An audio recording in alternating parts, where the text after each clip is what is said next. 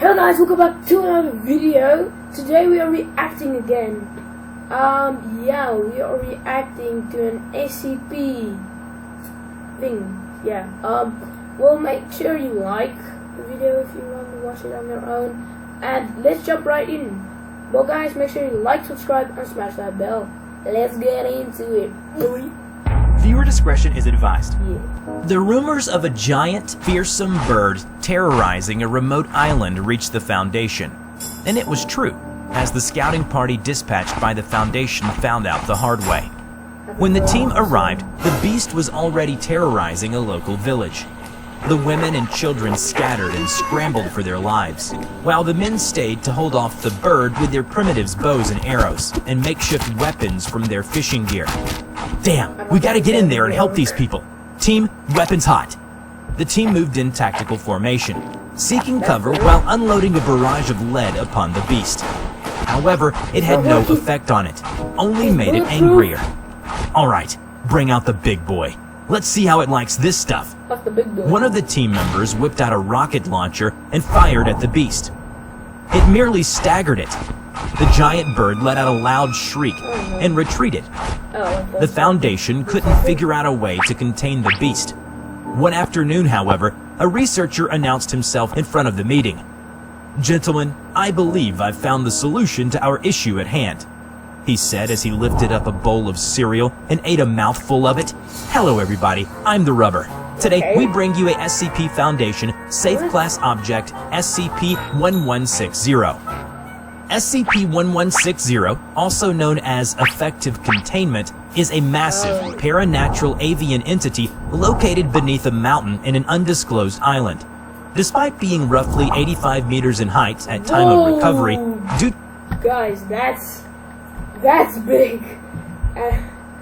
Oh my gosh, that's yeah. This doesn't look like that. Yeah, that's okay. To the effectiveness of a peculiar containment method by the Foundation, 1160 has been reduced to a size of roughly 25 centimeters in height. What? Recovered documents indicated that the entity 85 meters thick. Well, not thick. What do you mean? Wide. That's weird. Well, he's like a ruler shortness. It's like this ruler minus 5 centimeters, and then he's like massive wide, very wide. It's like so small, not that thick. And then when he's close, he takes out the whole village of his wingspan. Entity, referred to as El Ratonero by the original inhabitants of the island, appeared in the year 1765 and began a series of aggressive attacks against the fishing villages of the island. 1160's primary anomalous trait allow it to sustain incredible amounts of damage.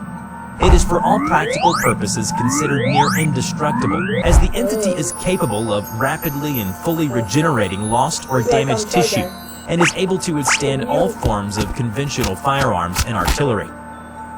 Additionally, 1160 has a number of insect-like eyes around its head and back, providing it with a virtually 360-degree perspective of the area around it. These traits, combined with brute strength and speed, make 1160 particularly deadly in close combat. However, shortly after discovery, the Foundation found out 1160 has one weakness. It is negatively affected by human presence. During the initial discovery of 1160, a team of Foundation scientists hypothesized that the sudden, sharp drop in the entity's aggression was in some way related to the arrival of Foundation personnel on the island. After routine amnestic cycling of D-Class subjects assigned to Site 77, which was established on the island, 1160 attacked both the Foundation facility and the nearby fishing villages. During the attack, the entity was noted as being highly aggressive and notably larger, inadvertently resulted in the loss of multiple Foundation personnel and local inhabitants. To properly contain 1160, according to the initial hypothesis, the Foundation put up tourism campaigns and real estate advertisements to attract more tourists and future residents, in order to increase the amount of human presence on the island. which would hopefully result in the suppression of 1160's anomalous traits. However, the plan backfired. As more visitors arrived at the island, the Foundation observed 1160's activities in anticipation.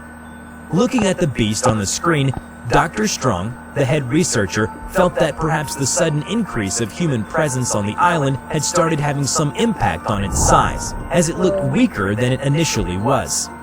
Yes, it looks like it's reluctant to head out of its nest. Wait a minute. 1160 began to let out an ear-piercingly loud shriek that could be heard on the entire island, startling Dr. Strong in the room. On the island, the locals began to scatter and make preparations to defend against the beast, while the unsuspecting visitors looked confused towards inland. For a moment, it was silence.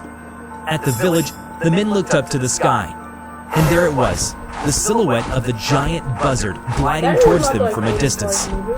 Damn this thing, I thought it would work. We need to send in fire teams to help with the people, now. A heavily armed team was immediately assembled and sent to eliminate 1160. They arrived at the scene. The buildings were crumbling and on fire, bodies everywhere. Visitors cradling their loved ones or trembling in fear. It was chaos all around. The fire team immediately whipped out their rocket launchers. Alright, to hell with these pea shooters. It'll only tickle that monster's funny bone. Bring out the big guns, boys. About time it gets a taste of human ingenuity. Fire! The team fired their rockets all at once and managed to make contact with 1160. Alright, you flying bastard. How do you like that? Wait, what? When the dust settled, the men could see that the wounds inflicted on the beast were healing themselves rapidly. It took flight, and as it let out a piercing shriek, its wings closed and dived at them. It made an impact so great it created shockwaves that sent the people flying back. The men picked up the injured and retreated immediately. The beast flapped its wings and soared back to the air, letting out a triumphant shriek. The Foundation sustained heavy losses in terms of properties as well as human lives. The campaigns were immediately canceled, and to cover up the incident, the Foundation put the blame on unforeseen natural disasters. Damn this thing. I swear it was weaker than when we first found it. What changed? He replayed the footage of the fire team's effort against 1160 over and over again, hoping to find some clues to its weakness. Just then, the injured captain walked into the room. Why don't we just, nuke that damn thing? Nuke it? Are you insane? That'll kill all of us on the island too. Sure, let's say we evacuate everyone and drop an atom or whatever on the bird and wipe this island off the map in the process. And if it survives even that, what then? Where do you think it's gonna go next? The room went silent after the outburst. Dr. Strong returned to the footage and played it again. I don't know, but I swear, when we were on our way it seemed weaker, especially when people were running and screaming about. But then, as they started dying left and right, damn things started to look revitalized again. What he said stopped Dr. Strong in his track. People dying. Revitalized. Human presence. Oh, I think I got it. Captain, call everyone right now. The eggheads, security, marketing, everyone. Oh, and bring me a bowl and... Eggheads? What's the point of them? Why are they called that? Some cereal from the pantry if you can find any. Now go! When everyone had gathered in the room, Dr. Strong strode to the front of the room. Gentlemen, I believe I've found the solution to our issue at hand. Captain, would you please hand me the cereal? Thank you. His audience looked at him in confusion as he calmly poured out the milk and cereal into the bowl, and then took a mouthful of it. This is the solution, everyone. We will print the image of 1160 on cereal boxes and distribute them all over the world. We're a cereal company now, boys. His announcement had caused a stir among the people, as expected by the doctor. He continued, Now I know, this sounds ridiculous. How in the world does selling cereal help contain the beast? Well, you see, the captain told me earlier about how it was regaining its strength when human lives were lost during the encounter. And I've noticed how much weaker it was before it saw the tourists and the team. That led me to one conclusion. Its strength draws from the people's knowledge of its existence. When people were dying, the knowledge of 1160 was left to only a handful of people. That's when 1160 became stronger. The audience murmured with each other. They seemed to be in agreement. The doctor then continued. This is the perfect long-term solution. Kids love cereal, and the box's presence on the shelf will also help to implant the image of 1160 to the consumer's mind. We'll call this project, Project Saturday Morning. And soon enough, Foundation assets were allocated to the effort, and the project was begun with the intent of spreading awareness of 1160 worldwide. A Foundation front company, Standard Products, released the Super Cocoa Pals breakfast cereal, which were then marketed heavily towards children. The mascot of the brand, affectionately nicknamed as Bradbury Buzzard, was a cartoon caricature resembling 1160. It was featured Oh, I see. His mouth is open. I thought the mouth was like sideways and then it was deformed. The mouth is open. Is he blushing? At who? prominently on the front and back of the box, itself containing some mimetic triggers that were designed to plant specific pieces of information concerning the nature of 1160 and its appearance into the subconscious of the consumers. As human perception of 1160 grew, 1160 began to undergo systemic biological decay and decreased in its size. The project was a success, as the product was a hit, with the surveys returning with positive results, as well as a successful containment of a beast, by keeping it locked in the human minds. Remember to check out my new animation channel, The Rubber Talks, where I share my life story, thoughts, and opinions. Just click on the link in the description to enter the Rubber's world. Okay guys, we're gonna react to the next one. What's this? Let's just, okay, this one. Whatever. Viewer discretion is advised. The men took a fishing trip to the coast of South America, and while they're at it, they decided to sail around the coastline a little more. The trip itself was pleasant. The weather was glorious, and the sea was behaving herself for the first few weeks. He had to admit he was loving it. But it didn't last long. Something baffling happened and shook the men to the core. They wanted to check out an archipelago that supposedly was, in the travel guide's words, breathtaking to the few dozen to have seen them. And true to those words, the views were spectacular. They were covered by emerald verdant grass, colorful flowers, and rocks that all seemed to be uniformly pointed towards the sky. Despite the oddity with the rocks and stones, he felt as though he was witnessing beautiful Mother Nature herself for all of 5 minutes. One by one, the island started shifting, slowly at first, creating colossal waves that shook the boat like a leaf in rapids. They then shifted faster, moving in a serpentine fashion as an enormous black shadow of some sort of archaic behemoth clouded the water below for miles around them. It continued for some odd minutes, as the water soon became like miniature tidal waves that they barely made it over somehow, until all movement suddenly ceased, and the shadow faded into the depths. The men looked at each other, soaked by the salty waters, and quickly made preparations to head to the mainland. Over there! Look! A giant wave rose and was about to collapse on them. Brace yourselves! The wave crashed upon the ship, breaking it in half. As the men were tossed about in the water like a rag doll, they caught a glimpse of the creature, a behemoth that seemed to be the ocean itself. The men were but tiny specks of ants floating in the dark abyss. So this thing is responsible for their predicament, he thought.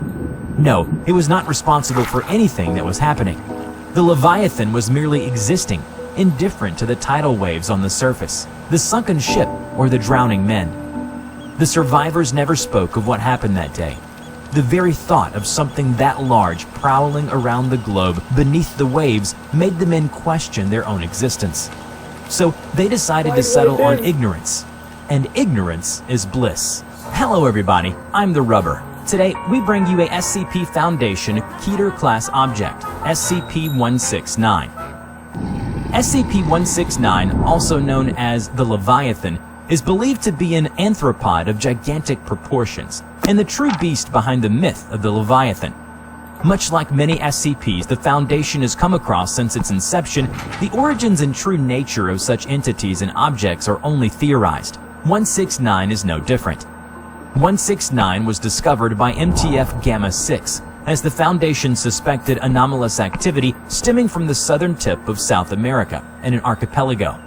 What aroused curiosity in Dr. Shirazawa and the Foundation itself was that the archipelago in question drifted several miles from their original locations in a rather serpentine fashion.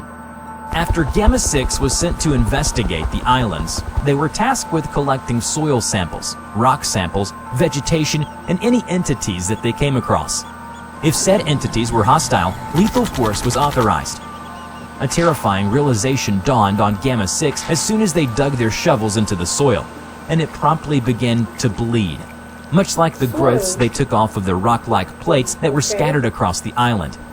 Feeling that further exploration was unnecessary, Dr. Shirazawa ordered Gamma-6 to return to a site near the coast of Brazil. The soil samples and growths found on the rocks were determined to be organic material and flesh, leading the doctor to understand that the archipelago was actually the spine of some gargantuan anthropod, hence why Leviathan is quite the appropriate moniker for it. According to Dr. Shirazawa and his researchers, 169 is estimated to be between 2,000 and 8,000 kilometers in length and millions of years old. Seeing that such other anomalies of a similar nature were not found on the planet, it was then decided that 169 was possibly the last of its kind. Therefore, almost nothing is known about the creature other than it is possibly dormant. This is believed to be the cause because it only sways or moves a little less than a mile every week and breathes periodically every few months. The ramifications of 169 being active would certainly be seismic tremors and tidal waves, so monitoring of 169 is to happen 24/7 in case of any changes in activity. By direct order of the O5 Council, all ships that come into contact with or near 169 are to be scrapped and erased from all records, public and private. All individuals on board such ships are to be given Class A amnestics and told that they were involved in a shipwreck but managed to survive. Thankfully, these two events are rare, as the archipelago is home to several species of endangered animals and plant life, and so the area and islands are off limits, quite conveniently. Any images taken from satellites of 169 are to be changed and or destroyed, unless they have been taken with permission or by the Foundation. NASA has generously offered for the Foundation to use their own satellites to monitor and take photos of 169 after the Foundation donated a large sum of them. The U.S. National Oceanic Administration came close to discovering the existence of 169 after they detected an ultra-low frequency sound coming from around the southern coast of South America. An SCP agent within the administration tried to prevent this news from being released to the public, but failed in this task, and the public at large learned of this. The Foundation, however, deduced from the news that the origin of the sound was in fact the head of 169. In the end, none was the wiser as to what made the sound. The O5 Council ordered that all attempts to uncover the truth of the noise were to be suppressed, or sabotaged and undermined by embedded Foundation agents. Should 169 ever become active, it would mean the major seismic shifts and tidal waves, a natural disaster that rivals the vision of apocalypse. Several proposals have been made in regards to this possible event, and many have to do with the utilization of reality-warping Thaumiel-class SCPs, as suggested by Dr. Shirazawa. Dr. Shirazawa had a vision. A past researcher appeared in front of him in a dream. An old researcher friend of his. Back then, she was known as Mary Nakayama. She was a lively woman, a bright spot in the bleak Foundation. No matter what gore or horrific knowledge she witnessed or obtained, she always smiled and hoped for a brighter future, compared to Shirazawa's dismal outlook on the state of affairs. But that was the old Mary. Now she was known by her designation, SCP-001, the Godhead Eternal. Okay. After acquiring multi-universal levels of power and reality-warping capabilities, she had ascended to a high plane of existence, but promised that she would try to steer things right. It will take time, and to wish her luck before she left. He believed that she had returned to them through that dream of his. which of course brought terrible possible consequences as well. For why else would an omnipotent being such as herself make her presence known again in this world? That, and she said so herself. "Shirazawa, my friend," she said, "I have observed the world and the unfathomable universe that encapsulates our own and even the ones around that, and has determined that the Leviathan's stirring is simply the beginning of apocalyptic events set to come upon them soon." Visions flashed in Shirazawa's eyes. He was frightened by the hellscapes. If the Leviathan awakens fully, it will mark the beginning of a K-class extinction event. And should that happen, summon me, she said. She warned that she could only be summoned once and once only. Therefore, they must be extremely vigilant in preventing all disaster scenarios before they even think to have her aid. A Hail Mary, if they will. The O5 scoffed at him after hearing it. "Do you have proof that she will indeed protect humanity and this planet from destruction? Surely you don't expect us to take a man's dream as fact, yes?" "Finally, it's about time a Thamiel class decides to help us out of its own free will. If she can prevent any K-class extinction event, then perhaps we should think about becoming more proactive with a few of our pressing problems facing the Foundation," he said sarcastically. But deep down, they all knew there was merit in Dr. Shirazawa's words. They have no such luxury. The doctor pulled out a small gray metal box with a small concave circle on the top of it that has a small hole in the center. She instructed any O5 council member to trickle their blood into this until the box is full. Only then will she be called here to protect us. I now give this to you. The doctor hands it over to the council and left the room. The council stared at the box, not sure what to make of it. They knew that the Leviathan could not be contained. One small move from it will rock the very foundation of the continents. They can only be saved once. If their demise doesn't come from the Leviathan, it would be from other threats. Apocalypse is inevitable in the end. Somewhere, deep in the ocean where no light reaches, the Leviathan stirs. Remember to check out my new animation channel, The Rubber Talks, where I share my life story, thoughts, and opinions. Okay. That's cool. Hopefully it's not real. Please. Viewer discretion is advised. What if one day, whatever I've created in my mind can be realized? I want a friend, a companion, a protector, a guardian who will be by my side forever, or a monster that will scare the bad things away. I wonder how it'll look like, the boy thought to himself. And so he grabbed his crayon and a piece of paper and began working on his very own Frankenstein's monster. And now he found himself bedridden, at first in the hospital, and now somewhere with people dressed in lab coats, and they didn't look like doctors. On top of it all, he had lost his lower jaw and all his limbs. He had no idea how he got here. One thing for sure, he felt a strong bond with the red-skinned monster that had slaughtered everyone in the room, except for himself. The monster was all that he could remember now. It looked towards the man in the bed, who also looked at it confusingly, then walked towards a cadaver that was in the room. It ripped an opening on it and began taking out the organs. As it saw the light was fading away from the man's eyes, it quickly opened up the tear on the man's body and hastily replaced all his failing organs with the ones he had procured from the cadaver. Soon enough, the man regained his... Just wait a second. Okay, I think I just paused. I don't know. Consciousness. And the monster smiled in appreciation for life. Hello everybody, I'm the Rubber. Today, we bring you a SCP Foundation Euclid Class Object, SCP-3631. SCP-3631, also known as a man and his monster, is the collective designation for two humanoids, which are SCP-3631-1 and SCP-3631-2. 3631-1 is a nocturnal carnivore with red skin pigmentation. Outside of a mouth and several heat-sensing orifices, it lacks any discernible facial features. Despite this, 3631-1 demonstrates sight, smell, and hearing comparable with that of other large primates. 3631-2 is an adult man.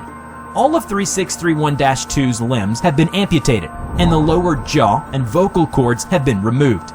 Additionally, a long incision had been made across the abdomen to allow access to the abdominal cavity. Analysis of scar tissue suggests this was likely inflicted by animal claws, though the precision of the wounds implies intent beyond simple defensive or predation behavior. Although he shows signs of consciousness, 3631-2 is capable of only weak response to stimuli, though this has improved since being taken into Foundation custody. 3631-1 displays aggressively protective behavior against perceived threats to 3631-2, having become significantly more aggressive since containment. Boy is like the protector of him, like what the boy wanted. Okay. The boy can draw stuff and he can have it. It seems to be able to innately sense the medical condition of 3631-2, as demonstrated by its agitation and high-pitched vocalizations typically associated with distress during surgical operations on 3631-2. It will transport victims not used for sustenance to the vicinity of 3631-2. It will then begin extracting organs from the victim to replace diseased and/or otherwise damaged organs in 3631-2. The transplanted organs resume functions upon attachment. However, transplanted organs quickly begin showing signs of atrophy and require replacement on an approximately monthly basis. Analysis indicates nearly all of 3631-2's organs have been replaced in this fashion, with only the central nervous system and sections of bone and muscle tissue retained. Tissues from 23 different hosts have been identified. Attempts to replace this process with standard medical care have yielded mixed results, although supplementing maintenance from 3631-1 with care from Foundation medical teams has improved 3631-2's condition considerably. It is not known at this time how 3631-2 consistently survived this process prior to containment, given the poor quality of care and high risk of blood loss and infection. On the 18th of December 2005, 3631-1 was discovered and captured in Ombre Row, Louisiana, after a string of disappearances were reported with multiple sightings of a hostile humanoid entity. 1 year later, it disappeared from the containment cell without any explanation. After several years of no sighting or evidence supporting the entity's existence, the Foundation redesignated it as neutralized. However, many years later, 3631-1 was rediscovered, along with 3631-2 after yet another string of disappearances consistent with those that led to the discovery of 3631-1. The Foundation sent out MTF Epsilon 6 to investigate, and during the investigation, 3631-2 was discovered in an abandoned barn.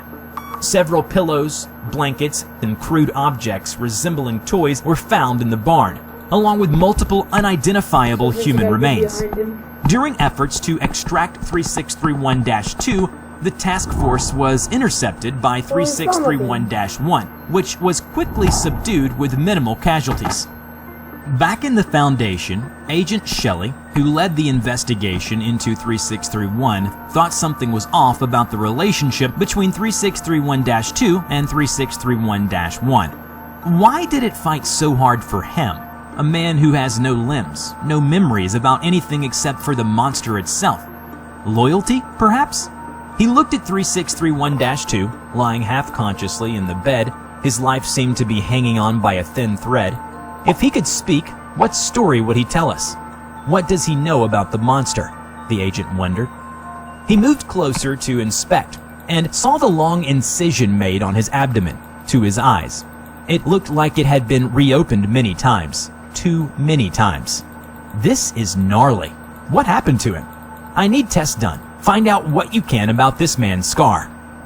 When the test came back, it was found out that all his organs had been replaced, which led to more questions. Who did this? And why? Soon enough, shortly after containment, 3631-2's health began to drop, as multiple organs were failing rapidly. He was immediately wheeled into the Foundation's surgery room, where a fresh cadaver was prepared for an organ transplant operation. When the head surgeon picked up a scalpel as operation was about to begin, 3631-1 broke containment and found its way into the surgery room.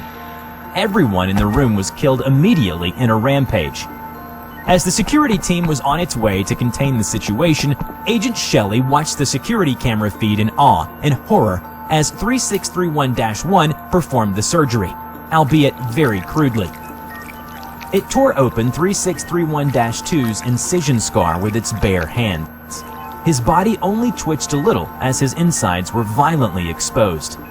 It then plucked the failing organs out one by one and replaced them with the one from the cadaver. Goodness, how many times has this poor bastard gone through this?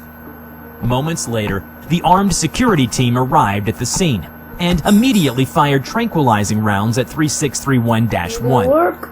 It fell down as its body lost its strength. But before it was being carried out of the room, it sensed that 3631-2 was regaining health and let out a smile. The agent watched the feed intently. So the monster wants to keep the man alive and wouldn't let anyone else touch him. But what does it benefit from doing so? This question troubled him greatly. His gut feeling was telling him that something about the monster's smile shone something more than just relief, but he couldn't quite pinpoint what it was. To find out more about the monster, I have to find out more about the man himself first, Agent Shelley thought, and then led a raid on the man's residence. The search of the residence unearthed a number of crude drawings in an opened envelope, several of which depicted 3631-1 crudely. My God, did he create the monster? Along with the drawings was a small note, which read, "Found these old drawings of yours. Thought you might like to see them again. Welcome home. Love, Mom." So he created the monster somehow, but yet something still troubled him. What happened to his limbs? Was it the work of the monster? If so, why disfigure him so badly and then keep him alive?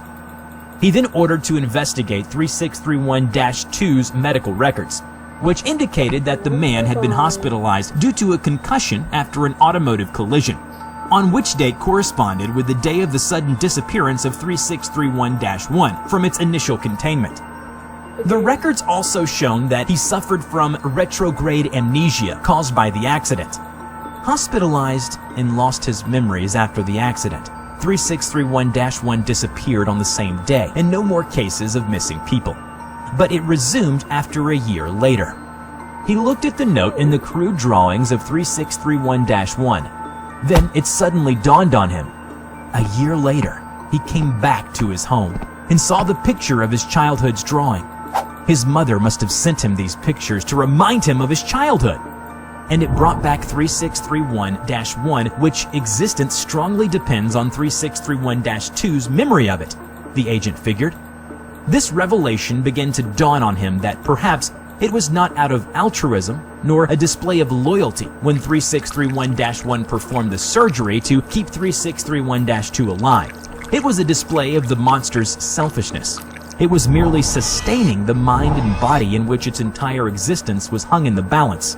And perhaps his limbs were also took away by 3631-1 to avoid him getting into random places to avoid accidents, which would probably cause another round of amnesia. And it took away his lower jaw and his ability to vocalize, just in case the man decides to call for help in exterminating it. Agent Shelley now recalled the smile on the monster's face. It was a smile of relief of its own continual existence, not his creator's health. Remember to check out my new animation channel, The Rubber. Basically, he just wants to stay alive by helping someone. Well, that's okay. That's cool. Yeah. Okay. I don't know why I'm saying this.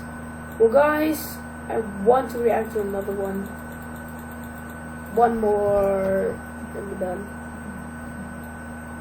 Or no, rather not. Thank you guys for watching. Hopefully you guys enjoyed this one. I'll be posting more of these reacting videos. And make sure you like, subscribe, and smash that bell. And I'll see you in the next one, boys. Peace out.